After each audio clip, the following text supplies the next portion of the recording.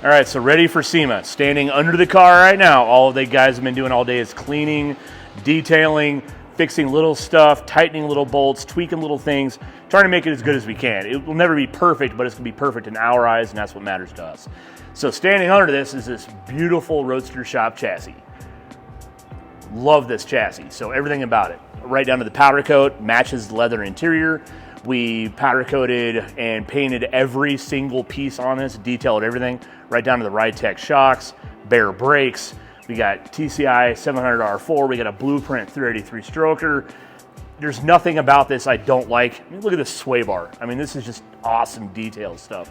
So we've been cleaning, polishing brake lines, tightening stuff, looming wires. I mean, every little thing you can think of, we've been doing on the bottom of the car just to make it as nice as we possibly can.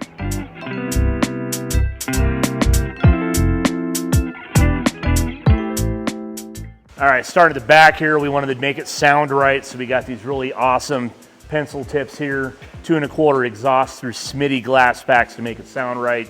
We got a really custom built fuel tank. This is about 40 gallons actually, all Holley internals for the Sniper unit. Moving forward, you see the Fox shocks from Ride-Tech. You've got the Smitty glass packs here, actually kind of burned off now. They actually look pretty good. The powder coat's the same color as the interior. You got more Holley parts, you got braided fuel lines, you got Dakota Digital parts, you got all your Willwood remote reservoir master cylinder. There's nothing about the bottom of this that isn't perfect. Roadstershop now makes these chassis, if you didn't know, for the Mercury 49 to 51. Hell, you even got Power Master here for the starter. We got 383 stroker from Blueprint. Just dialed in and drives great.